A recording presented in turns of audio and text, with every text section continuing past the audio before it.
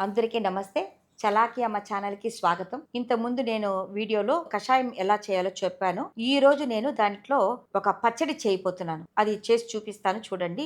ఈ పచ్చడి చాలా టేస్టీగా ఉంటుంది. దీన్ని గనక ప్రాపర్ మెజర్‌మెంట్‌లో మీరు చేసినట్టయితే 3 నెలల వరకు స్టోర్ చేసుకోవచ్చు. మీ పిల్లలు గాని హాస్టల్‌లో కానీ ఉంటే వాళ్ళకి కూడా ఇది ఒక జార్‌లో వేసి మీరు పంపిస్తే వాళ్ళు రొట్టెలో గాని, చపాతీలా కానీ, వేడి వేడి అన్నంలా కానీ కలుపుకొని తింటే అంత అద్భుతంగా ఉంటుంది. చాలా బాగుంటుంది. ఒంటికి ఆరోగ్యకరం కూడా. ప్రకృతి ఇచ్చిన మహా ప్రసాదం అరటి చెట్టు అనమాట. ఈ అరటి పువ్వులో ఎటువంటి శక్తి ఉందో ఆ పువ్వు యొక్క తొక్కలో కూడా అటువంటి శక్తే ఉందన్నమాట. చాలా చాలా మిరాకిల్స్ ఉంది దాంట్లో. మన ఆడవాళ్ళకి ముఖ్యంగా తెల్ల బట్ట అవుతూ ఉంటుంది కదా!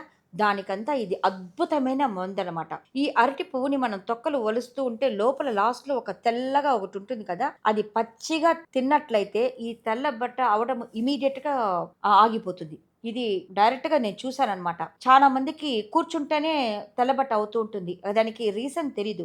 ఒకప్పుడంటే ఇంత డాక్టర్లు ఉండేవాళ్ళు కాదు. ఆ సమయంలో ఇలాంటి ప్రాబ్లమ్స్ మేము ఎదుర్కొనున్నాం. ఎన్ని డాక్టర్ దగ్గర చూపించినా వీక్‌నెస్ చానా తానుగానే సరైపోతుంది అని చెప్పేవాళ్ళు. అప్పుడు మా అమ్మమ్మ ఈ అరటి పువ్వులో ఉండే ఆ పువ్వులో ఉండే ఒక చిన్న పదార్థం ఉంది కదా! అది ఇస్తే అది వగ్గురుగా ఉంటుంది. ఆ వగ్గురు అనేది ఆడవాళ్ళకి మహాప్రసాదం. గర్భసంచికి మంచి బలం ఇస్తుంది. బాగా గ్రోత్ అవుతుందనమాట. చిన్న పిల్లలకి కానీ ఇచ్చినామంటే అది బాగా గర్భసంచి స్ట్రాంగ్‌గా పెరుగుతుంది. అది అట్లాగే మనం భోంచేయాలనమాట. అది కొంచెం వగురుగా ఉంటుంది. కొంచెం నోరంతా కొంచెం వగరుగా అయిపోతుంది. కొద్దిసేపట్లో సరిపోతుంది. కానీ అది చాలా చాలా మంచిదనమాట. ఈ అరటి తొక్కలో నేను చెప్పాను కదా! ఇంతకుముందు ఒక కషాయం చూపిచ్చున్నాను. చూడని వాళ్ళు ఆ వీడియోని చూడండి. ఇప్పుడు నేను చెప్పబోయేది చాలా టేస్టీ అయిన పచ్చడి అనమాట. అది ఎలా చేయాలో చూపిస్తాను రండి. ముందుగా ఈ యొక్క తొక్కల్ని బాగా కడిగి సన్న సన్న ముక్కలుగా కట్ చేసి పెట్టుకోవాలనమాట. 2 టేబుల్ స్పూన్ ఉద్దిపప్పు, 2 టేబుల్ స్పూన్ శనగపప్పు, 2 టేబుల్ స్పూన్ ఉలవలు, 15 దాకా ఎండుమిరపకాయలు, చిన్న నిమ్మపండు సైజ్ అంత చింతపండు, గుప్పెడు వేరుశనగ పప్పు, కొద్దిగా బెల్లము, కొంచెం ఇంగువ, గుప్పెడు కరివేపాకు తీసుంచుకోవాలన్నమాట.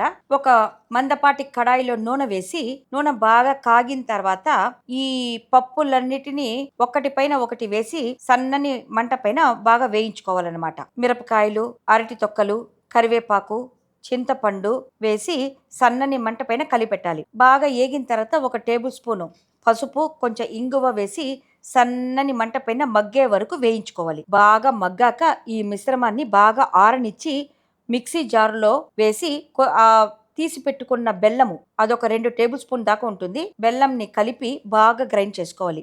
మళ్ళీ అదే కడాయిలో ఒక కప్పు నూనె వేసి నూనె బాగా కాగాక అందులో ఒక టేబుల్ స్పూన్ దాకా ఆవాలు, కొద్దిగా ఇంగువ పొడిని వేసి ఆవాలు చిట్లిన తర్వాత నూరిన ఈ మిశ్రమాన్ని అందులో వేసి తగినంత కళ్ళుప్పు వేసి సన్నని మంట పైన బాగా కలిపెడుతూ ఉండాలి. కడాయికి నూనె అంటుకోకుండా వస్తుంది. అంతవరకు ఇది బాగా కలిపెడుతూ ఉండాలి. ఇలా కలిపెడుతూ ఉంటే కొంచెం సేపు అయిన తర్వాత నూనె బాగా తేలుతుందనమాట. అప్పుడు స్టవ్ ఆఫ్ చేసి శుద్ధమైన గ్లాస్ జార్లో ట్రాన్స్ఫర్ చేసుకోవాలి. ఇది 3 మంత్స్ దాకా బాగా ఉంటుంది.